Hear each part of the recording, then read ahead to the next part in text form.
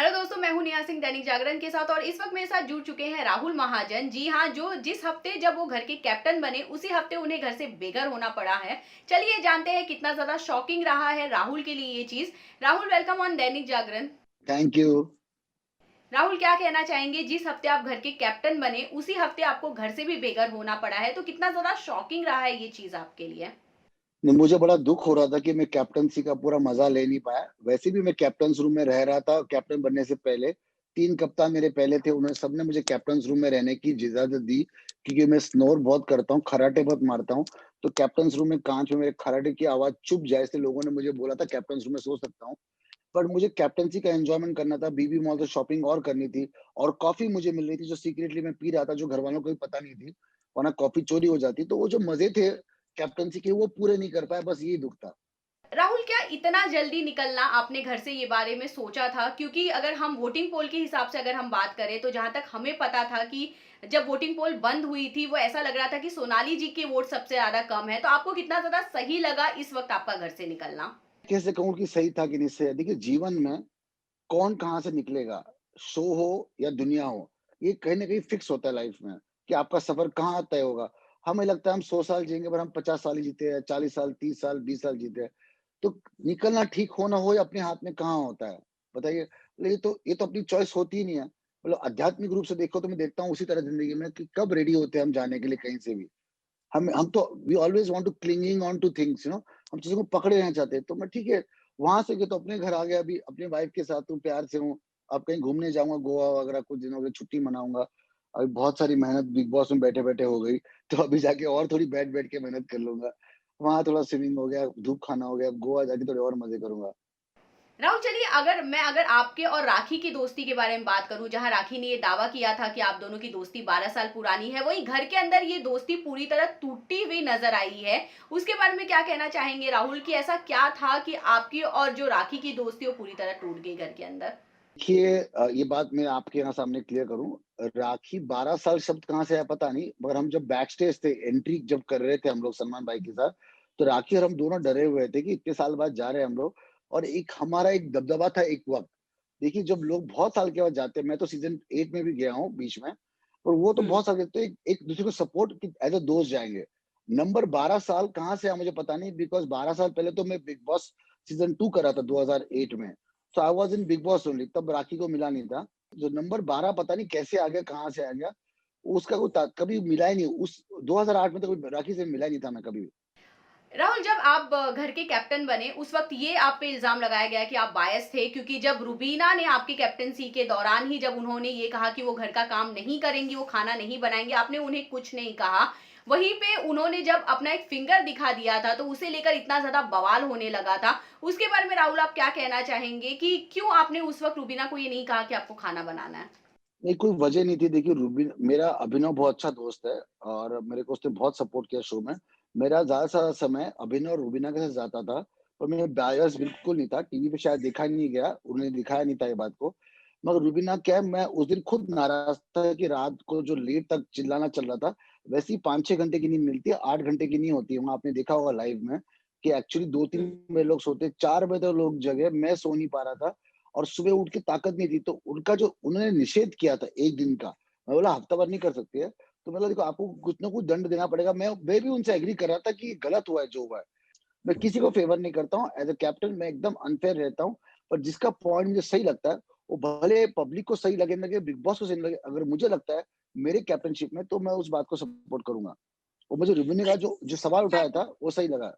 राहुल, आप अपने और निक्की की दोस्ती के बारे में क्या कहना चाहेंगे? क्योंकि आप दोनों की जो एक दोस्ती है वो घर के अंदर एक बहुत बड़ा मुद्दा भी एक वक़्त में बन चुकी थी, उसके बारे में आप क्या कहना चाहेंगे? निक्की बहुत मस्त लड़की, उसको बहुत मैं फ़नी लगता था, उसको मैं बहुत कॉमेडी लगता था। देखो निक्की झगड़ा भी करती तो उसके चेहरे पे हँसी होती है। She used to like adore me, वो मुझे एकदम बहुत फ़नी फाइंड करती थी, उसको बहुत अच्छा लगता था, बहुत मुझे आदर से बात करती थी। एक बार कुछ बातें हुई तो उसने बोला, देखो राहुल जी मैं आपकी इज़्ज़त करती हूँ, इस बात में आप बीच में मत आइए। मतलब जो निक्की अरे जा रे, हट रे, टूट रे बोलती है, वो मुझे ऐसे आके बोलेगी, राहुल जी मैं आपकी इज़्ज़त करती हूँ, कृपया आप इस बात में बीच में ना पड़े। मतलब वो बहुत प्यार से आदर, मैंने भाई घर में मैंने बहुत प्यार पाया और बहुत आदर सभी सदस्यों ने मुझे दिया घर के। सो निक्की का भी वैसी था, and she was very nice to me और she was very fond of me. Rahul, जैसे हम सब जानते हैं एज अ चैलेंजर जब लोग घर के अंदर गए थे उस वक्त ही माना जा चुका था कि टीआरपी कहीं ना कहीं हाई होगी, और ये बात सच भी निकली क्योंकि जब से एज अ चैलेंजर्स लोग घर के अंदर गए हैं टीआरपी का ग्राफ काफी ऊपर गया है। और सबसे अगर मैं स्पेशली अगर मैं बात करूं तो राखी सावंत एक ऐसी हैं जिन्हें टीआरपी की क्वीन या टीआरपी का तड़का माना जा रहा है। अगर राखी पे कोई भी सवाल उठा रहा है तो सलमान हर किसी को सवालों के कटघरे में कहीं ना कहीं खड़े कर दे रहे हैं। उसके बारे में आप क्या कहना चाहेंगे? देखिए, अगर राखी ने जो बर्ताव किया, अगर उसका आप 24 आवर्स वीडियो देखिए, तो वो बहुत अशोभनीय अशोभनीय और निंदनीय होगा बर्ताव। और उसको सही से एडिट करके दिखाया जाए, तो वो विक्टिम बन सकती थी, वो विलेन भी बन सकती थी और विलेन को हमने यहाँ हीरो बना दिया। अगर आपको हम रॉकी की वीडियो देखते हैं 10 सेकंड के यूट्यूब पे भी, हमें मज़ा आता है। 10 मिनट के देख रहे हैं बिग बॉस पे, तो मज़ा आ रहा है। अगर आप वही राखी के साथ लाउडनेस के साथ जो बोल रही है कि मुझे किचन में पॉटी करनी है, ऐसी बातें करती है। उस ख इतनी दिन-रात चिल्लाना, गंदी-गंदी गालियाँ देना, गंदी बातें करना, उसके लिए अगर आपको 24 घंटा रहना पड़े, तो आप उसको मार दोगे। मतलब आप रह ही नहीं सकते हो। मतलब इट वाज़ अनबेरेबल। वो राखी गलत नहीं थी, राखी का लग रहा है राखी को ये लग रहा था कि मैं ऐसी बात करूँ तो मुझे वोट मिलेंगे, मेरी ऑडियंस मुझे एप्रिशिएट करेगी और जो किया गया उसको। तो मैं इस बात के खिलाफ हूँ कि लोग इस तरह के बिहेवियर को उस प्रोत्साहन ना करें।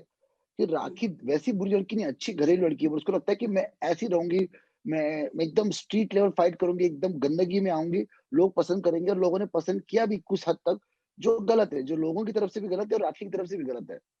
अच्छा राहुल, जाते-जाते मैं आपसे आखिरी 2 सवाल ज़रूर जानना चाहूँगी।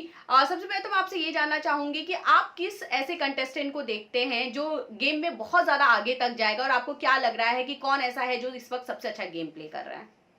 देखिए, ये कहना बहुत मुश्किल है, मैं एक ही जानता हूँ, हर एक व्यक्ति कोई न कोई कारण से घर में आया है। कोई पैसे के लिए आया है, जैसे विकास है, कोई आया अपनी फ़ेम वापस पाने के लिए, जैसे राखी है, कोई आया है मनी, फ़ेम, अपना नाम क्लीन करने के लिए, कोई निक्की जैसा है, जो अपना कोई लॉन्च करना चाहता है। इन सबकी मनोकामना पूर्ण हो जाए, इन सबका मकसद पूर्ण हो जाए, वही बस है। अब कौन कहाँ पहुँचेगा, मैं कौन बताने वाला हूँ, जनता ही तय करेगी। और जिस तरह बिग बॉस का सीन हर हफ्ते पलट रहा है, अब किसी का भी कुछ भी कहना, कौन आएगा, कौन जाएगा, ये बिल्कुल नामुमकिन रहेगा और इसी तरह शो होना चाहिए। इतना अनप्रेडिक्टेबल शो हो गया अभी कि हर हफ्ते क्या होगा, ये रहेगा कि इस फ्राइडे क्या होगा, देखते हैं क्या होगा। It's very difficult to tell कि कौन कहाँ पहुँचेगा। राहुल, लास्टली मेरा एक सवाल आपसे इस बारे में है कि घर में इस बार के बिग बॉस 14 में हमें साफ तौर पे नजर आ रहा है कि लोग कितना एक दूसरे पे पर्सनल अटैक कर रहे हैं, एक दूसरे की पर्सनल बातें टेलीविजन पर लेकर आ रहे हैं, जबकि लोगों को पता है कि कितने लोग बिग बॉस देखते हैं। आपके हिसाब से कितना ज्यादा सही है ये चीज, जबकि जबकि बिग बॉस खुद चाहे इस चीज को एडिट करके दिखा सकते हैं पर वो चीज नहीं करते हैं। आपको क्या लगता है इतने बड़े मंच पर आके इस तरह की बातें खुलकर सामने रखना कितना ज्यादा सही है आपके हिसाब से?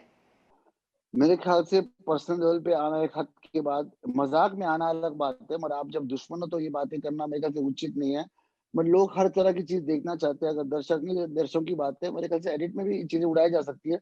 मगर इतना भी कुछ मेरे ख्याल से किसी की सर्जरी, किसी की ये कोई बुरी बात नहीं है। राखी ने खुद कहा था, करण जौहर के शो में, जो चीज़ भगवान नहीं देता वो डॉक्टर देता है। तो वो बात में कभी वो अपने करण अर्जुन आएँगे, इसका मतलब क्या था? वो अपनी नाक के बारे में सर्जरी हुई थी, एक्सीडेंट हुआ तो बताती थी। वो कोई उसने ब्यूटी के लिए नहीं किया था, तो उन्होंने कुछ चीज़ें छुपाई नहीं। वही बातें शो में आई जो आपने दर्शकों के सामने रखी।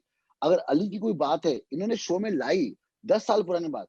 ये अगर आपके हाथ में, मैंने अपनी वाइफ़ के बारे में डिस्कस नहीं किया, मैंने अपने पिता का डिस्कस, अपनी माता या बहन का डिस्कस नहीं किया।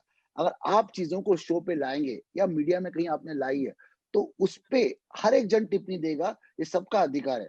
तो आप ऐसी चीज़ों को लाइए मत, कहीं भी मत लाइए। आपने एक बार जो पब्लिक फोरम में चीज़ ला ली आपके बारे में, आपकी प्लास्टिक सर्जरी हो आपकी, तो वो उसका गलत और सही इस्तेमाल कौन करेगा, ये कौन तय करेगा? राहुल, जाते ही जाते आप दैनिक जागरण के फैंस को क्या मैसेज देना चाहेंगे? वो आपको सब बिग बॉस के बाद आपको कहाँ देख पाएँगी? क्योंकि अब बिग बॉस से हट के वो आपको किस तरह देख पाएँगी, इसके बारे में हम ज़रूर जानना चाहेंगे। दैनिक जागरण के फैन्स को बताऊँगा, मैं बिग बॉस से हट के भी आगे कोई भी शो, खास करके कॉमेडी हो, सरकाज़्म हो या देश के लिए कोई अच्छी चीज़ें हो जो लोगों को समझ पाए। कई बार कठिन चीज़ें अच्छे-अच्छे सरकास्टिक कॉमेडी में, स्लैपस्टिक नहीं, चीप ह्यूमर नहीं, अच्छी क्वालिटी के इंटेलिजेंट शो होंगे, कुछ अच्छी बातें होंगी, तो आपको मनोरंजन लाऊँगा। आजकल की स्ट्रेसफुल ज़िंदगी में और डिप्रेशन की ज़िंदगी में खुशी और उम्मीद की किरणें बन के मैं आऊँगा आपके सामने। ऐसा मुझे मौका मिले, ये मैं भगवान के सामने अपनी प्रार्थना करूँगा। Rahul, thank you so much Dainik Jagran से बात करने के लिए। Thank you so much. Bye bye.